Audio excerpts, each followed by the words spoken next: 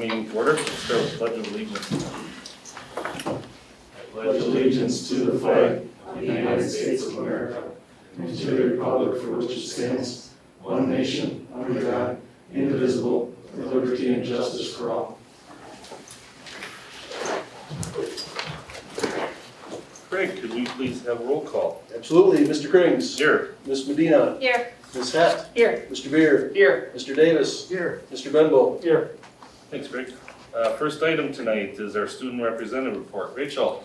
Yes, so, more stuff is happening at Lincoln than last time. We actually are having a homecoming court this year, but it's being elected electronically, of course, so, I'm not sure what they are doing yet. We haven't heard how they're gonna be crowned or if there's gonna be small virtual ceremony or something yet. Student council is hoping to purchase a few more water bottle fillers. I'm not really sure, you guys would know better than me because I'm not sure, but someone at, I think it's Grounds, said that if we raised a certain amount of money, they would match that amount of money to purchase more water bottle fillers. So we are hoping to purchase 2 water bottle fillers and then they'll match the price for 2 more. And they're about $2,000 a piece, and we're hoping to find funding from other clubs such as DECA and the football team and other clubs such as that. Stay Connected program, Student Council is hoping to fund some of it. We heard about it last time. And we had a meeting with Mr. Bickelhopt, and he actually says that they already have funding, but Student Council will help after they run out of their funding. To help the families kind of lower the price of the $80, just because that's such a hard thing to match right now. So, yes, that's me. Okay, thanks, Rachel. We can move on to the minutes. I move the regular Board of Education meeting of September 14th, 2020, and the special Board of Education meeting open and closed session September 14th be approved. Second. We have a motion and a second to approve the regular Board of Education meeting minutes of September 14th and the special Board of Education open and closed session meeting minutes of September 14th. All those in favor, please say aye. Aye. Opposed? Motion carries. Those minutes are approved. Next item is comments from citizens and delegations. I take it we have none tonight, Chris? No, sir. Okay. Move on to committee reports. Educational service. Mary asked if I would read the report. So we met on October 5th at 6 p.m. There was no public comment. We have just one consent agenda item, and that is the 2019 Act 185 School Board Report. Roxanne Filtz, our Director of Curriculum and Instruction, explained that as a result of Act 185, GPI requires a final report outlining the spring school closure completed by November 1st. The information provided by the district summarizes the response to the school closure. Several administrative offices helped prepare the final report, which was shared with us. That is the only consent agenda item, so the committee recommends, and I motion that we approve the administration's recommendation of the 2019 Act 185 COVID-19 response report as presented. Second. Motion is second to approve the administration's recommendation of the 2019 Act 185 COVID-19 response report as presented to be sent to DPI by November 1st. All those in favor, please say aye. Aye. Opposed? Motion carries. The balance of the report was updates. We had a Every Student Succeeds Act update. Roxy explained that ESA includes grants that flow from the federal government to the states. These grants include Title I, II, III, and IV. Dollar amounts are higher for 2020-21 school year as funds were carried over from 1920 school year as a result of the COVID shutdown. Funds that had been allocated for such things as professional development, teacher subs, and parent involvement for 2019-20 were added to the 2020-21 overall allocation. Next update was policy 672.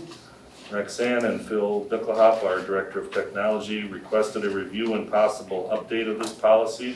It was last updated in 2007. and changes in technology and the cost of doing business may make it beneficial to update the policy. So the items addressed in that policy include whether a multi-year contract requires approval every year, even if it's approved first year. That was one of the questions, and another question was, could the dollar amount threshold be raised to address rising costs for individual items, as well as items under $1,000. Phil went on to explain that in the technology world, it's sometimes difficult to get 3 competitive quotes for the exact same product. Craig indicated that the policy could be completely revamped or simply reworded to address the increased dollar amounts to keep with rising costs. There was some discussion about whether that we still try to use local vendors, and we still do whenever possible. And we also talked about how the public is made aware of the opportunity to bid on items and how pricing is requested.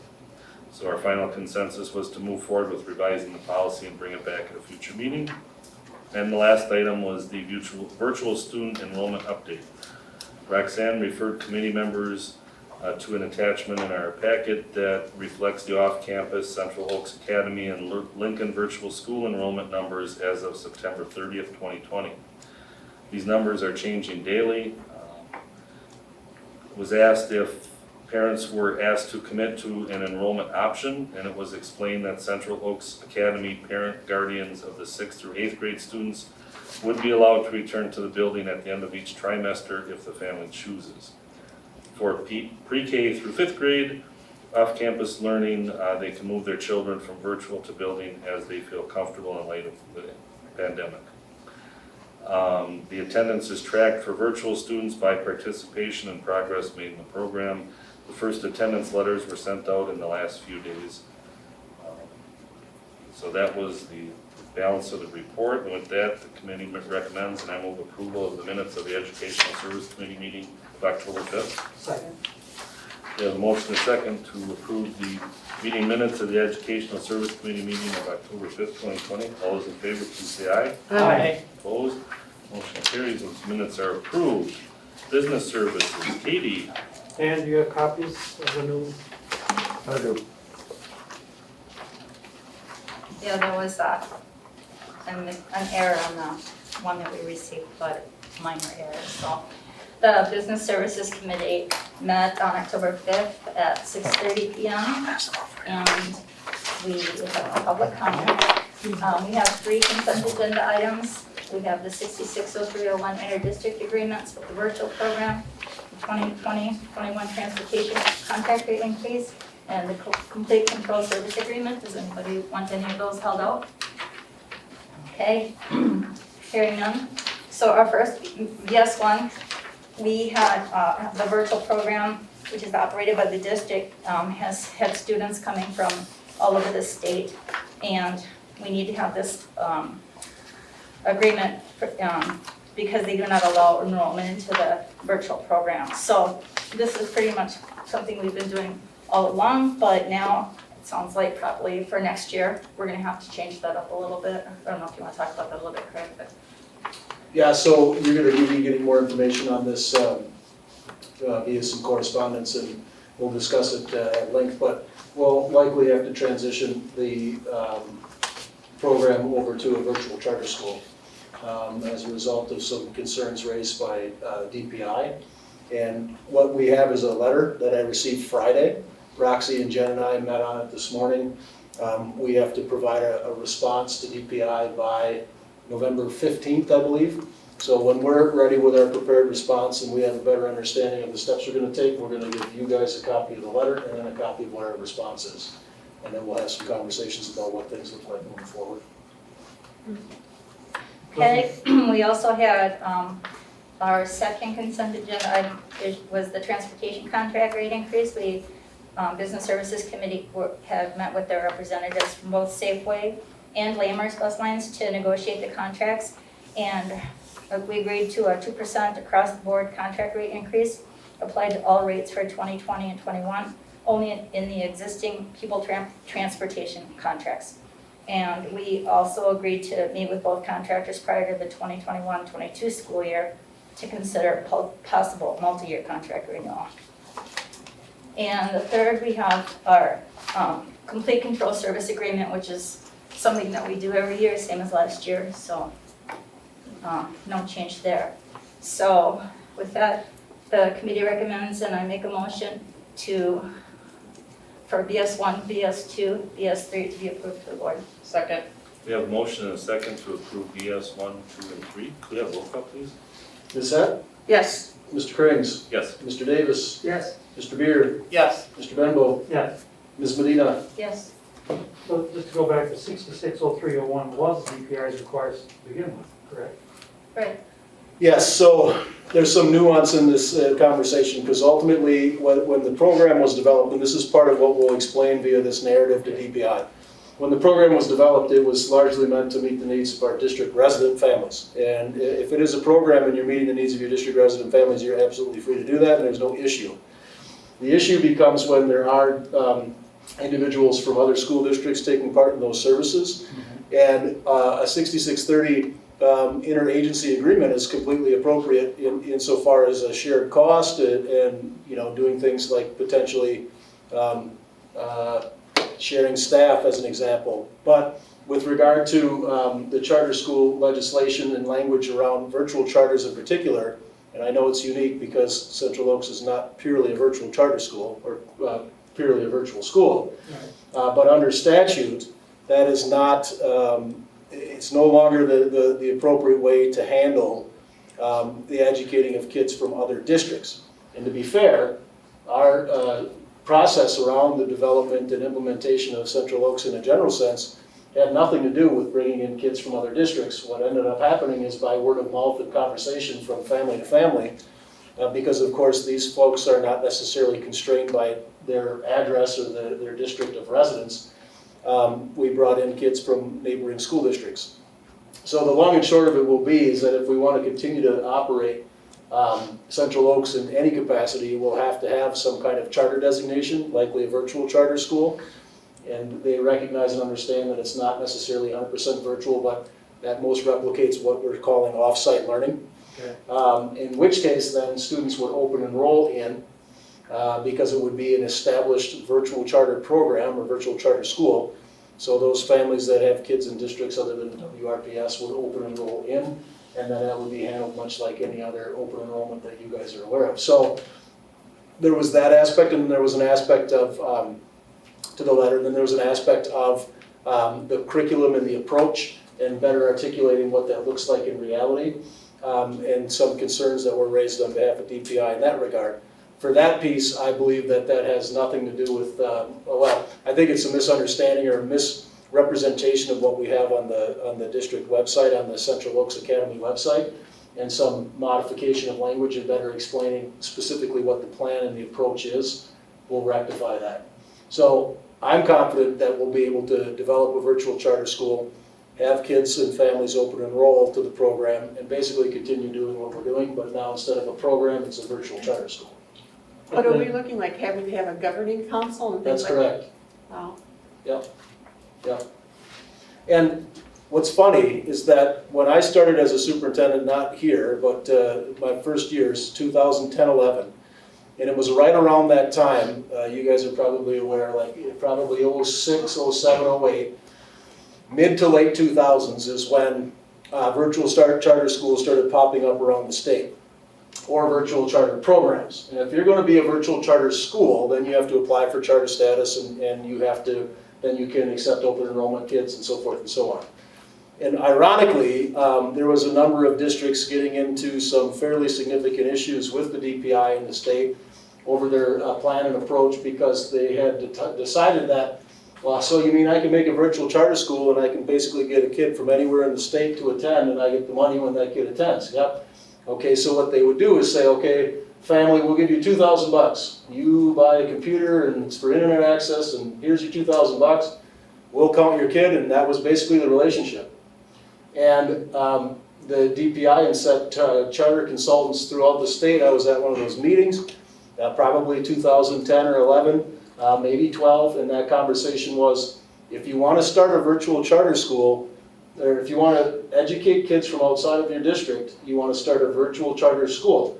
If you want to educate kids within your district, you don't need to go through that hassle. You can just simply start a virtual program. but then it's accessible to kids within your district. And the DPI consultant at the time was saying, don't start a virtual charter school if all you're trying to do is engage with your resident families. Because most of the time you're looking at cultivating homeschool family involvement, kids that weren't already on the rolls, and getting them on the rolls in some capacity. And that wasn't, definitively the approach of many districts, whereas here it was. This is what this district did. They said, we're going to develop a program that meets the needs of some of our homeschool families and gets them engaged and assign staff, and it's a completely functional model. The issue is that as time progresses and as more kids become involved in that program, and as the charter statutory language changes to some degree, and the interpretation thereof, what we did with the best intent, and that's what I intend to provide to the DPI via this narrative, this exact thing that we're talking about, what we do is have to shift and go to the modification that best now aligns with our statutory obligations according to the DPI. One would argue 10 years ago or 15 years ago, the approach that WRPS took would be the appropriate approach. And this is speculation, and nobody can say yes or no, but I would tend to speculate that if we're talking about 1 or 2 or 3 kids from a different district, or 5 or 10, it's not the same as when it is starting to be 100 students. And it's not, what they're saying is that 6630 agreement and the dollar amount that we're transitioning, it's all based on open enrollment, state calculated numbers, so it's not like anything that we're doing that is not appropriate. It's just not an accurate accounting of what you're doing in serving those kids. It has to be done via this virtual charter. So it's a combination of factors of beginning with a program with a certain point in mind, transitioning through both statutory changes and kind of the growth of charter schools and virtual charter schools in a general sense, and then also somewhat the expansion of the program and offerings for kids outside of the district. So those things kind of happened in a simultaneous fashion over the last several years. Bottom line is it would be more beneficial for the district to be virtual charter, so we can get all the money back. There's pros and cons of both approaches, absolutely. And so there would be less issue with that. There's a little bit more issue with reporting and financial reporting and, so forth. But no, we again discussed this morning, the modification of the program is fairly minimal. Once we get this virtual charter, you'd have to have a governing board. But I'm very convinced that the way we do business is not going to change in any drastic capacity, based on some of the conversations I had with the DPI representative as well. So there'll be some work on the front end to get the charter up and running. There'll be additional work in accounting and record keeping. There'll be additional work in having to do, governing board, meetings every couple of months at a minimum. But I think we can get those pieces in place. But then there'd be no need for the cooperative agreements with other districts, right? That's correct. Wow. So that will actually be a benefit. And then the districts that refuse their people will no longer be able to refuse them. Right. So the long-term consequences and impact is tough to predict. But I would be inclined to think that if our parents that are engaged know that, yeah, we have to open enroll and here's the process you use, and it's basically, for all intents and purposes, a very similar or nearly identical program, then many of them would switch over. You only have to do the open enrollment paperwork one time, and then that's taken care of. So. Have we ever had a district that didn't want to cooperate with that? Yes. I mean, Yes. we had, Yeah. okay. Pittsville, this year Pittsville had some, and Yep. Nakusa had a couple? No, not Nakusa. Yeah, Nakusa didn't. Nakusa had a couple. But so, and part of the issue too with the virtual charter is that what you have to, entertain is that you could have somebody from Eau Claire or Milwaukee or Bayfield, accessing that programming, which is perfectly fine, but when you get into the nuance of state testing, when you get into the nuance of some of these other pieces, it can become quite complex. So, there's a give and a take with everything. I think there's enough virtual, and make no mistake about it, this is part of the problem, particularly with reference to this year, because you folks have seen numbers, right? So the pandemic has exacerbated that and made it more of a need, a greater evidence, and districts justifiably in some cases said, well, no, you can access our virtual programming because we have all these virtual options now due to the pandemic. So it's kind of a, I wouldn't say a perfect storm, you know, but it is kind of things happening in a simultaneous fashion over a 2-3 year period. And so, yeah, here we are. I mean, it's not great. I mean, you know, nobody likes to get a letter that says, hey, you can't really do it that way. But I think we have some solutions on the table, and I think when we clarify specifically how it started and where we are now and what brought us there, I don't believe we're gonna have any problem. And I think when we go through and justify and develop a charter contract, it will be in a decent spot. So, more to do, but I think we'll be okay. Okay. Well, and we had just one update, and that is that Grove, Howe, and Mead Elementary Schools were once again awarded the fresh fruit and vegetable grants for the 2020-21 school year. And these grants pay for a fresh fruit and vegetable snack to be provided to all students at no cost to the district or to the families of the students in those buildings. And with that, I would make a motion to approve the Business Services Committee meeting minutes of October 5th, 2020. And Katie, can you include, please, Yes. the closed session minutes from Yes. September 23rd? We also had a closed session on September 23rd, 2020, so those two sets of minutes. Second.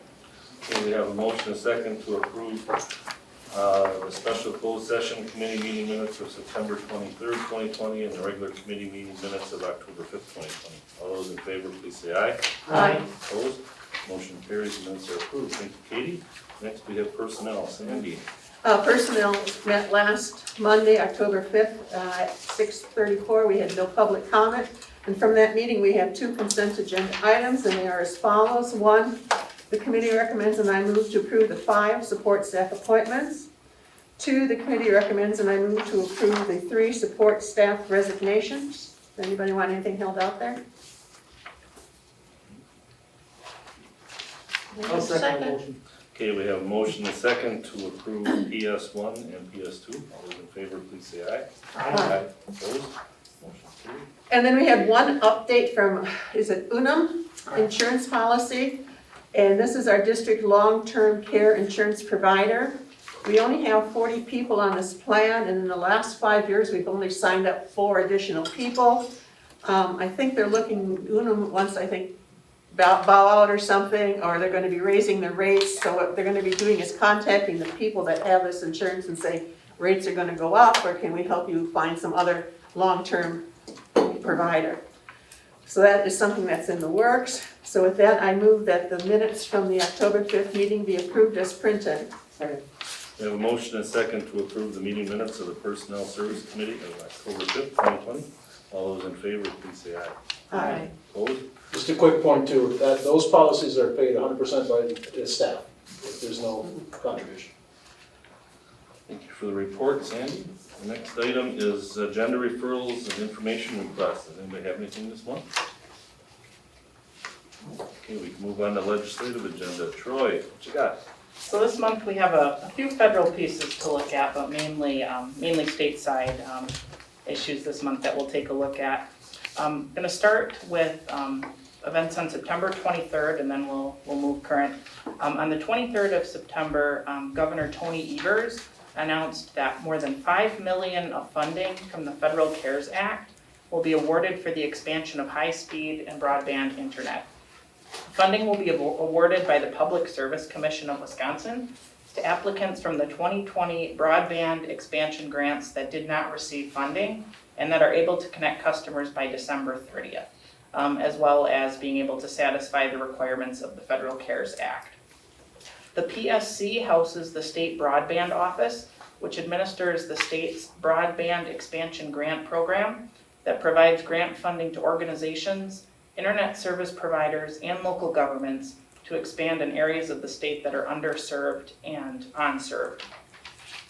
On Tuesday, September 22nd, the Joint Legislative Council hosted an online discussion on the experiences of individuals and families navigating pathways to diagnosis, treatment, and support of autism. This session was spearheaded by an occupational therapist with specialized training and working with children with autism, navigators who work in various parts of the state, as well as the co-director of a clinic providing innovative approaches to autism services in Milwaukee. This session was the third of 4 sessions on the topic of autism, and it was covered live on Wisconsin Eye.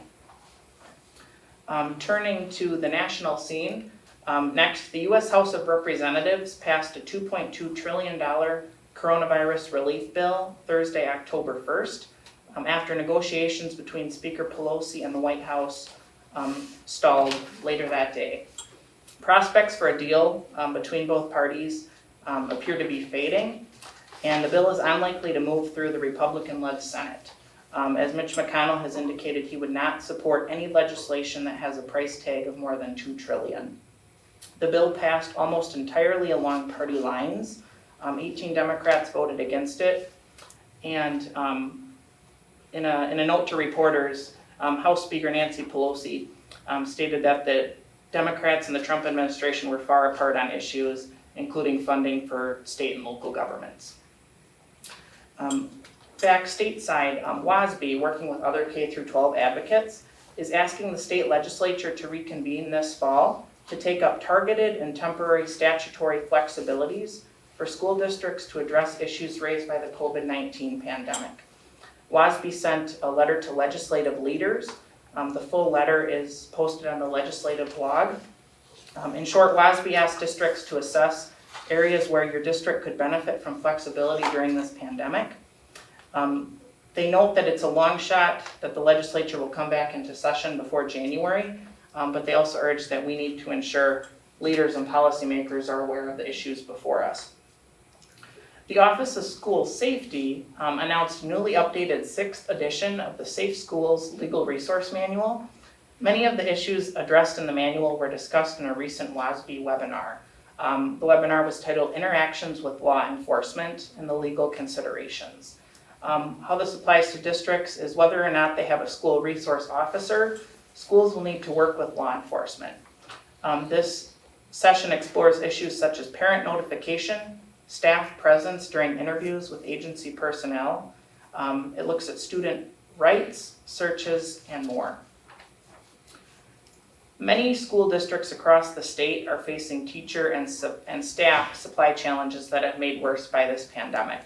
WRPS has come out in urging legislative leaders to take up and pass a set of statutory changes to address, among other things, teacher licensing flexibility and potential revenue losses due to fluctuations in September pupil counts. In response for calls for greater teacher licensing that amid challenges posed by the pandemic, DPI has initiated rulemaking changes to the Administrative Rules Chapter 34, which relates to teacher licensing. The department is referring to these changes as licensing flexibilities during a pandemic declaration in its overall scope statement. Later this week, the DPI, Special Education Council, is hosting a public forum. This presents an opportunity to provide input on special education policy, and the Special Education Forum will be Wednesday night at 5 o'clock. And on the DPI Council webpage, they do have a section to submit online comments as well. Next, we turn to the Governor Evers' administration issued a new DHS order restricting indoor public gatherings. He announced the new order on October 6th. Schools are exempt from the restrictions in Emergency Order number 3, but what it does is it limits gatherings to no more than 25% of a room or building's total occupancy. And this effect is in place till November 6th, but again, schools are exempt from the restrictions in the emergency order. Next, Region 5 held their annual meeting last Wednesday night, and I want to start by just congratulating John Benbow. He was recognized for achieving level 4 achievements in their slideshow, so congratulations and good work on that recognition. WRPS did give their own legislative report. I'll just touch base on a couple of key points here, but the whole, in its entirety, the whole slides are available on the legislative blog. But some of the main points, the state legislature is not expected to convene until next year, which means a wait for COVID relief bills and also bills currently stalled in their respective committees in either house. Some of the takeaways: key assembly policymakers recommend reducing expenditures. So WASB representatives state that this does portray a potential overall grim outlook. Lawmakers want to see COVID-related expenditures and will look to the November 1st reports and looking at the overall numbers at that point. Next, the Speaker's Task Force on Educational and Racial Disparities will meet later this fall and again in the winter to put forth their policy recommendations and overall direction that they want to see coming out of that task force. Next, it was mentioned Luther Olson, state senator's retirement, will create a leadership void. Who will chair the education committee remains a question, as there's no clear successor that comes to mind as of this point. This will be vital in future sessions to determine the direction of education policy. And again, as we all know, many legislative unknowns stem from this pandemic as well. The impact on state revenues and expenditures, also an unknown, the impact of school revenues and expenditures, insurance costs remain an unknown, and the overall federal response remains an unknown as well. A lot of that goes without saying, but time will tell in terms of further scope.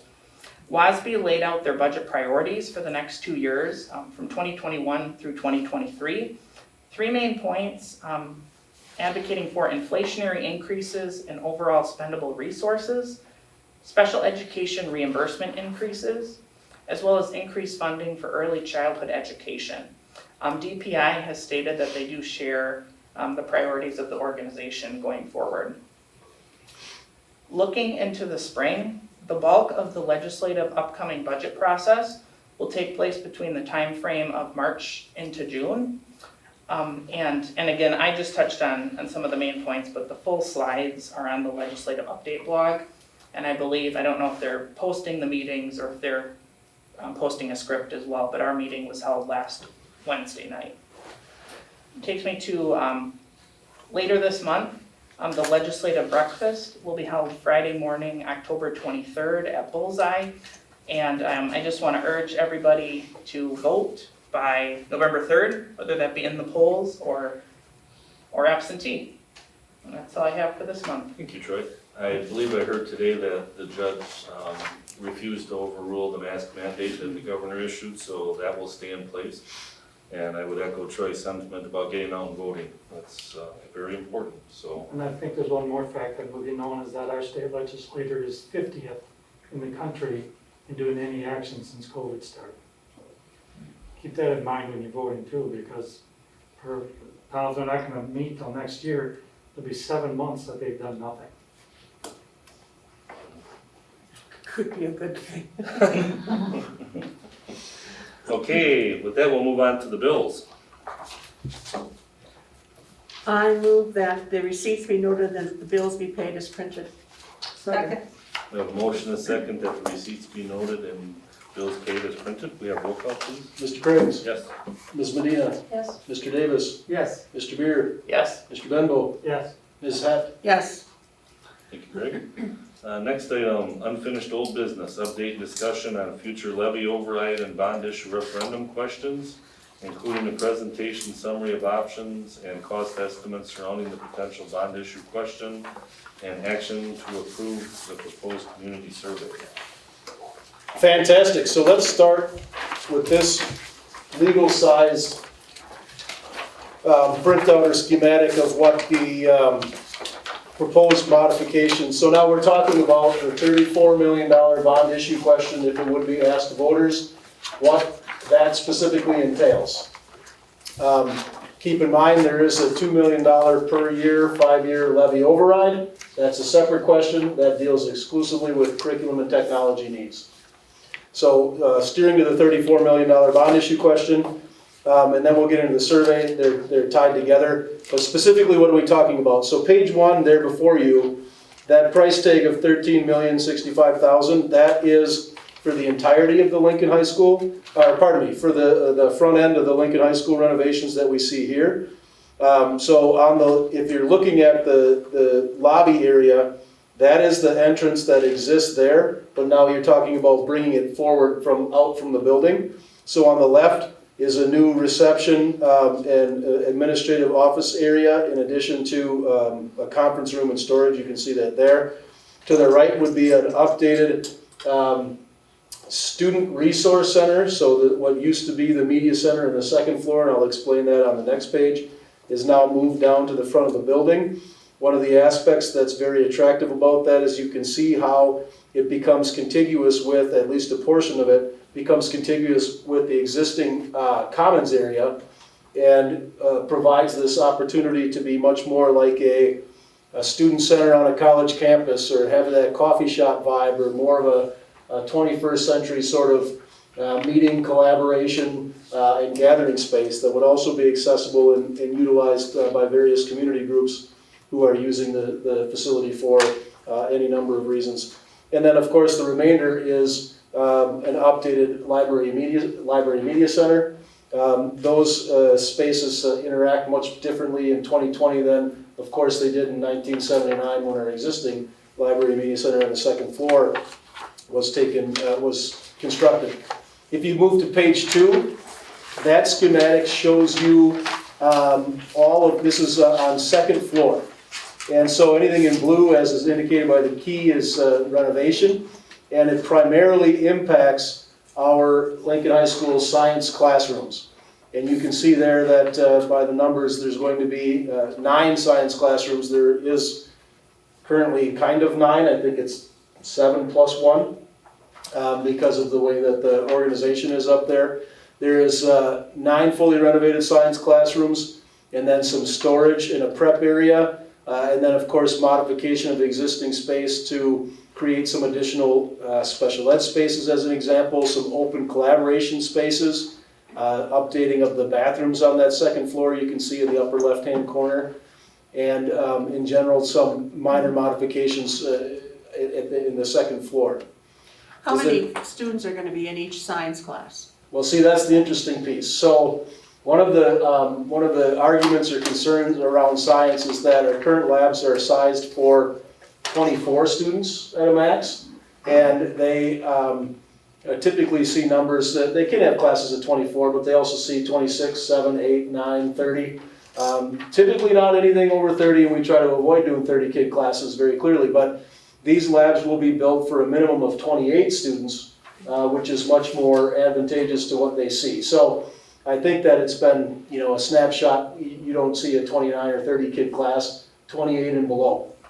The other piece too that I think is worth emphasizing is, as a former science teacher myself, I'm going to throw out my admitted bias, but science in 1979 and 2020 are very, very different things. And so it's time for a modification in this regard, and it's also not a cheap modification. One science classroom by itself, if you're renovating it, costs about $250,000 to $300,000. Just this one science classroom, because of the lab tables and cabinets primarily, and then some of the other infrastructure that's in there. Plumbing. What's that? And plumbing. Yep, absolutely. So that also, and I didn't mention on the first page, which I should have, incorporates, as you can see, a secure entry to the Lincoln High School in that new area, where the first place people have to go are going to be to the left, right into the reception or office area, rather than through that broad hallway that we have currently, where you can get into the commons immediately, or pretty much, take a left and anywhere into the building before, potentially without somebody seeing you. We do have decent, security infrastructure at Lincoln, but the secured entries is kind of the hallmark or the highlight of this bond issue question, really. Moving on to what would be now page 3. What you see there is a River Cities High School modification for a secured entry, and then it also changes or renovates where the office/reception area is. Notice that the price tag there is significantly less at only $85,000. And as we roll through these buildings, you'll see pretty significant discrepancies because of how the layout of the buildings are. Moving on to Wisconsin Rapids Area Middle School, RAMS. That's a modification as well to the reception area and that entrance vestibule. For those of you that aren't familiar with RAMS, it's basically plugging through the wall that's there, extending the vestibule and getting through the wall that's there, so you're going to take a left immediately, get into the office rather than out and around and in. Estimated cost there is $290,000. Moving on to Grant Elementary School, that's one of the schools too that's going to need some more modifications because of the location of the doors, the front doors, as well as the location of the office. So now instead of a blue renovation box, you see a red addition box, and that moves, the health room, reception area, workroom, and office towards the front of the building, contiguous with the entry, giving a secured entry, and you see the price tag there of $1.27 million. Moving on to Grove, there too, a fairly simple renovation to get a secured entry because once again of where the office currently is in association with the front door. So back to the blue renovation again, $140,000 is the estimate for that. Moving on to Howe, I don't have to keep repeating myself, we're talking addition once again because the office isn't contiguous with the front entrance, and therefore it's $1.38 million to do a relocation of the Howe office and then the secure entries on Howe as well. Mead Elementary School, there's going to be, there's two things that are proposed here. One of them is the secured entrance. You can see that denoted in blue kind of in the lower left there. And then also you can see some modifications of the cafeteria space, including an addition. For those of you that have been to Mead, you know it's one of our larger elementary schools with one of the smallest cafeterias that we have. So it's an opportunity to modify the cafeteria with an addition and create a better, broader space that we have a little bit better use with kids as well as community events and circumstances over there. Okay, at Mead, basically, there's two entrances that were used all the time, the front, and then from the parking lot. So is like the one from the parking lot going to be permanently closed, or? That's correct. So the only time they use that back entrance toward the parking lot is with student dismissal at the end of the day. Yeah. And folks that are coming to the building, the way they come now, they are directed to go around to the front entrance, anybody that doesn't have a key. Okay. Yep. Yep. The estimated price tag out there is $1.66 million. And then of course, the last, I think it's the last, nope, my pages are sticking together. Second to last is the Think Academy. You can see there's both a renovation of the office area and existing entry, creating kind of a new reception area that would be to the left of where the entry is, making that a secured entry. And then a new gym added on to the Think Academy. For those of you that are familiar with Think, as most of you are, they have also a gym and a cafetorium. And so during lunch period, it precludes anything else from happening in that area. In addition, there is, I would argue, a need to A, have both things happening simultaneously, B, a larger space to accommodate public gatherings for things like Veterans Day and Grandparents' Day and things along these lines. And then also, there is the indirect and added benefit of having a full-size gym out in the Rudolph area for families that are north of the district to have access to and utilize for youth sports and things along those lines. So that itself is $4.77 million as far as the estimate's concerned. Next, you look at Washington Elementary School. There too, if you're familiar with Washington, you go through the entry and you have to cross kind of a open area. It's not as big as the Commons, but it is an open area to get to the office. So that would be a new office area to the right-hand side of that vestibule, and that is estimated at $1,040,000. And then, now I can say lastly, Woodside Elementary, there too is a reworking of the vestibules and creating a new door entry or single point entry into the office slash reception area immediately to the right as you enter, estimated $370,000. So if you take all of those numbers on the last page, all of the things that we just talked about, and add them up to your total, it comes to $34 million. And I know one of the questions that you're going to ask is this number an accurate representation of what we think it's going to cost? And the answer to that question is yes. And in fact, I would argue it probably will be slightly less than the $34 million total. But we also don't want to be in a circumstance where we say, okay, we need 33.4, and then we go, oh my gosh, we need another $400,000 to finish this. So $34 million is a safe number, and I will also tell you when we talk about the survey, why that's okay as far as taxpayers are, why that may be okay as far as taxpayers are concerned as well. But before we move on, is there any questions about the renovation plans and the schematics that you see? I just think it's important to note that, you know, the day we live in today, that our buildings are not as secure as they need to be. When you walk up to how many of these buildings, the amount of glass that's greeting you, that's right inside the door is somebody sitting in that office, that, you know, we need to do some of these things just to get the buildings more secure. Yeah. And, you know, it's pretty easy access in the classrooms right now. Not as easy as it was 3-4 years ago, but still, it needs to be strengthened. Absolutely. Any other questions on that aspect? So then the next item, which is to talk about the survey that we would be sending to community, or to, community residents. And that's what we're seeking some action on, is to get your feedback on this draft survey. So what ends up happening is a copy of this survey is sent to a fairly broad breadth of individuals. You'll notice that it says something along the lines of, if you are not a resident of WRPS, and you may have received this anyway because of the, every door direct mailing, the penetration that they try to get with respect to sending these out. But what it does is ask folks to either A, go online to the survey, or to, the website that they provide. Each survey where it says enter your survey access number will have its own unique access code when you get it in the mail. You can log on and do it virtually and take the paper survey and the information and put it in the trash can or recycling bin. Or you can fill out the paper survey by hand and stick it into the self-addressed stamped envelope and send it back. And then the information will be collated after it's been received.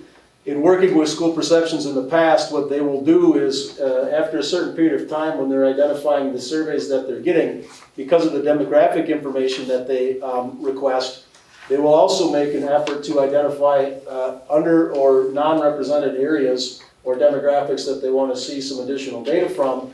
And in those cases, they may reach out via phone and have a conversation around filling out the survey, whether it be online or getting a paper copy mailed to them.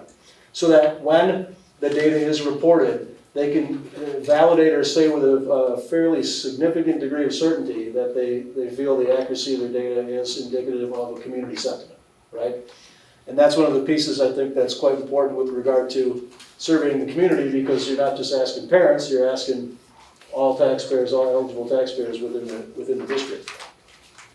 So if you move on to page 2, after that brief introductory letter, we begin by talking about the financial information. You can see there a graph, the first graph listed is Wisconsin Rapids Public School District mill rate history, including 1920.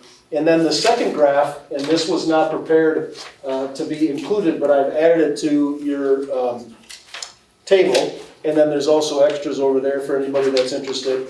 But it gives you a historic total levy from 2017 through 2020, and then projected for 21, and then 22 through 26. Now, why would you do that? And I'll get to that in a second.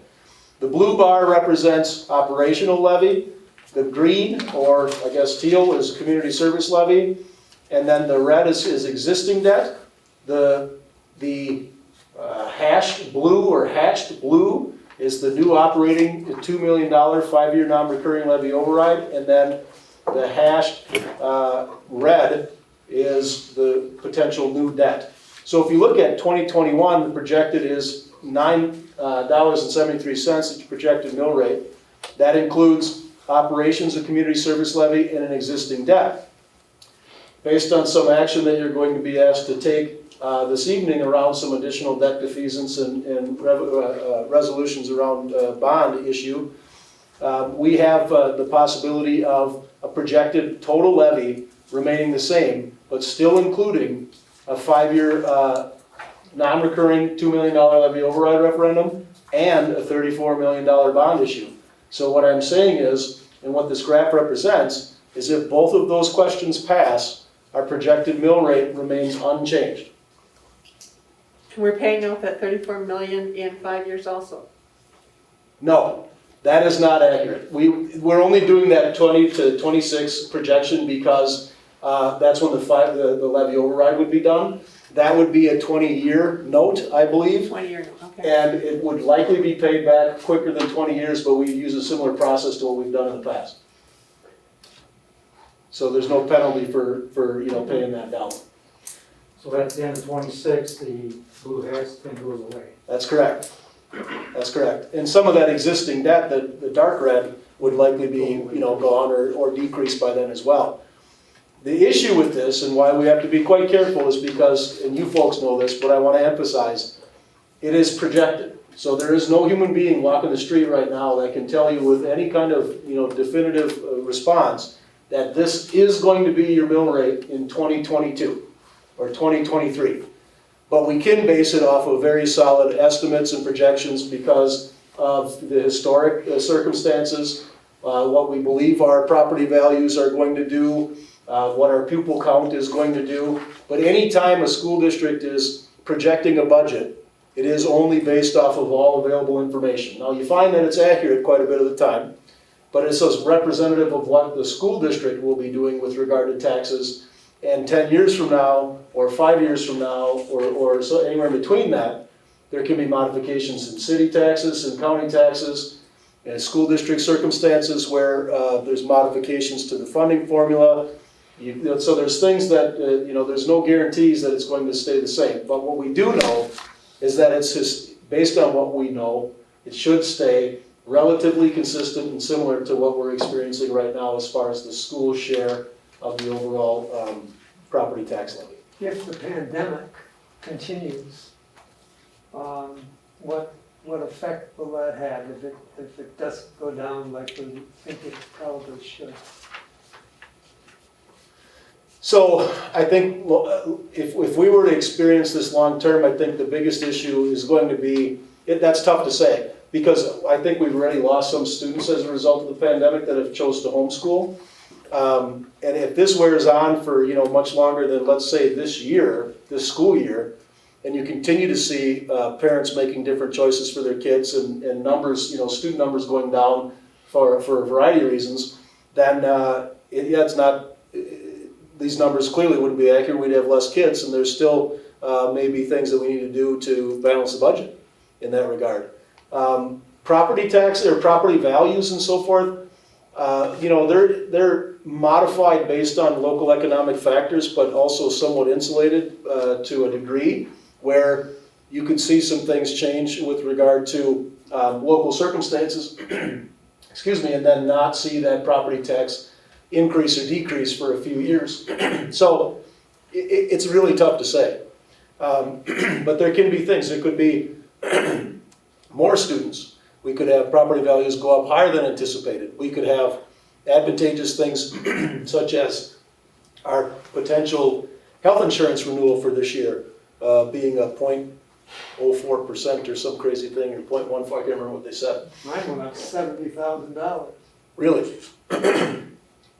So yeah, it's hard to say, which is why anything past really this year and maybe next, you're talking about a projection. Excuse me.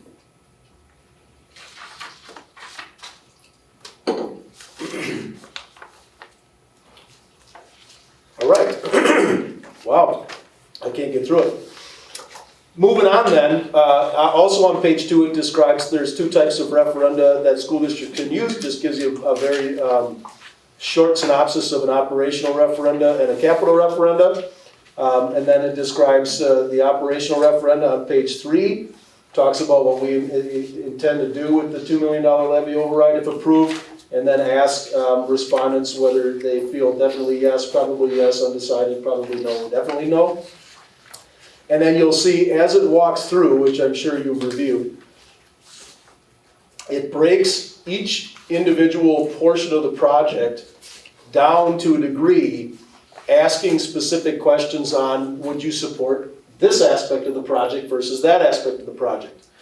This will be quite beneficial with regard to ultimately adopting a resolution if in fact you choose to move forward based on the data, because we might find that we don't really think that a gym out at Think is a good idea, but by the way, you should update the science labs at Lincoln High School, and you should update all the entrances on the buildings, or any combination of those factors. So based on that then, you can really tailor what your bond issue referendum question would be, and then maybe it's not 34 million, maybe it's 20 million, or 18, or 31, or whatever the case may be. So it should be able to steer the board in a direction of, we think this is a good idea, or we think this is not. And then ultimately, the question that is, it asks about the proposal in total all at once. So should we do the $2 million levy override and the $34 million capital referendum, and then ask respondents to indicate their level of commitment there. And then lastly, on the last page, has to do with respondent information. I told you a little bit of how they use that data. And then, as per usual, they include their overall satisfaction with the organization with respect to the questions that are listed there. And that is valuable information to accumulate in any regard. So from that, they'll provide us some analysis of what the data seems to indicate. They'll even go so far as to say, we don't think that you should even ask that question. Here's what we think you should go with, based off of their historic survey responses, leaning left, or pardon me, leaning no versus leaning yes, and so forth, and then provide a nice little report. Frankly, based on my last experience, I'm confident that they're going to provide us the analysis. I'm going to give copies to you. We're going to sit and talk about it, and you're going to be able to make a decision based off of the data that we received from the community survey, without too much of a dog and pony show. The plan is that this survey would go out very soon following the November election. We wanted to push that past the November election because people are getting all kinds of stuff in their mailbox, some things that they might want to see and other things that they don't. And we just want to decrease the likelihood that somebody's going to grab it and just put it in the trash bin immediately. So, that is what I had for you. Any questions on the survey itself or any suggestions for modifications? I think it's pretty complete.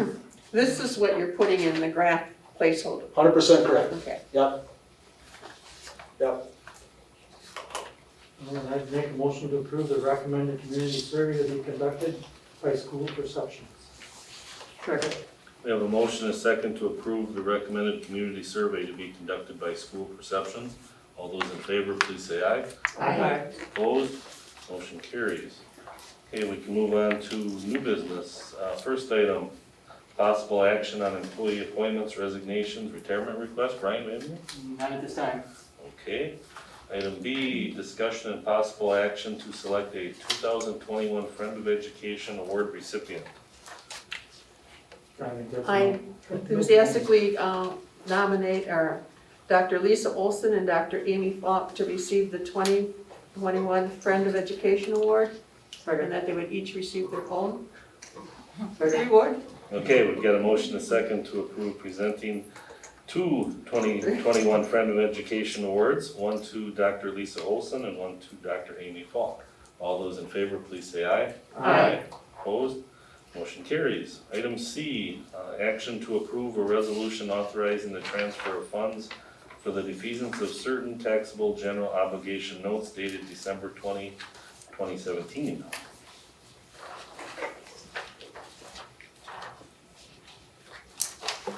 Okay. I'm up. What this is that we have a note still due on the middle school. And part of what we're doing is paying off that debt, so which comes right out of our budget. So that will free up funds in the future.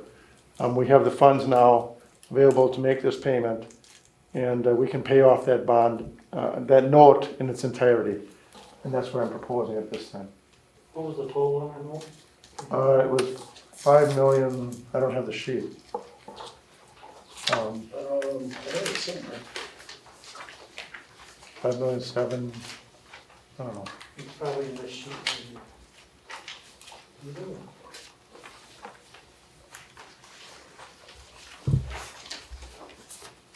16.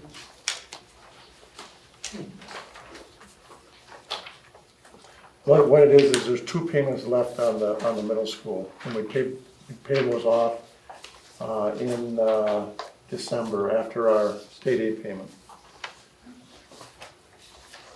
Okay, I'd make the motion to approve a resolution authorizing the transfer of funds for the defeasance of certain of the tax general obligation notes dated December 20th, 2017. Second. We have a motion and a second to approve a resolution authorizing the transfer of funds for the defeasance of certain of the taxable general obligation notes dated December 20, 2017. Can we have a roll call, please, Craig? Mr. Krings, Yes. Ms. Medina, Yes. Mr. Davis, Yes. Mr. Beer, Yes. Mr. Benbow, Yes. Ms. Heck. Yes. Thank you, Craig. Dan, can I ask you, with this defeasance, is that already recognized in this graph? Or In with the graph it is, yes. It is?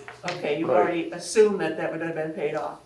If that, the existing debt then is correct because of what we just That's did. That's correct. accurate. Okay, And the number is, according to what you shared with me, Dan, was $3,784,494.11. Yeah, I thought it was like 3 something. But there's 2 payments? There's 2 payments. There's 2 payments left, and I think the 3 million is correct. And that is paid out of the general fund. So what happens is you'll have that budget amount available in the future then in the general fund. Right. Okay. Can move on to item D, action to approve a resolution authorizing the issuance and establishing parameters for the sale of not to exceed 16,800,000 general obligation refunding bonds circa 2020. This is the debt that was taken out for our energy projects. There's two notes there, one on the high school and one on the projects for all the remaining buildings. And it's gonna combine those two. And that goes right on the tax levy. That's that red area you saw in the graph, the existing debt. And we will refinance it at a lower rate, and there's about a $600,000 savings by doing that. And that goes right back to the taxpayer. That saving goes right back to the taxpayer because it comes right off the tax levy. So we're recommending that we refinance at this time. Okay, and I make a motion to approve of a resolution authorizing the issuance and establishing parameters for the sale of not to exceed $16.8 million general obligation refunding bonds, series 2020. Second. We have a motion and a second to approve a resolution authorizing the issuance and establishing parameters for the sale of not to exceed 16.8 million general obligation refunding bonds circa 2020. We have a roll call, please, Craig? Mr. Krings, Yes. Ms. Medina, Yes. Mr. Davis, Yes. Mr. Beer, Yes. Mr. Benbow, Yes. Ms. Heck. yes. Thank you, Craig. And that is it for tonight. So before we adjourn, reminder once again, people, get out and vote. I just want to say Dan has done so fantastic financing and paying off debts early and things like this and saving the district umpteen dollars in interest. It's just fantastic. Once again, here's another example of it over the years. Right. Thank you, Dan. Thank you, Dan.